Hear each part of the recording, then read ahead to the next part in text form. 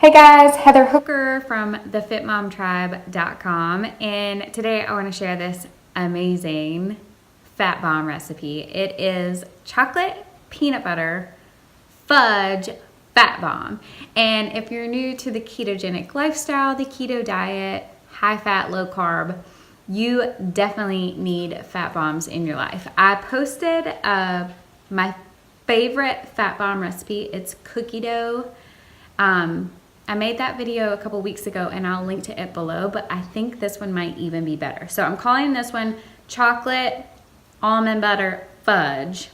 And you have to have fat bombs, or at least I do. I have to have fat bombs in my kitchen or in my freezer at all times, because whenever you get weak, whenever you get that sugar craving, you just want something sweet, this is what you do. You eat the fat bomb. It's like a decadent sweet treat. It has perfect macros, so it helps you bump up those that fat percentage for your day. If you're following the ketogenic lifestyle, you know that you need about 75% of your calories every day to come from fat, which is pretty tricky some days. Some days it's hard to get them that high.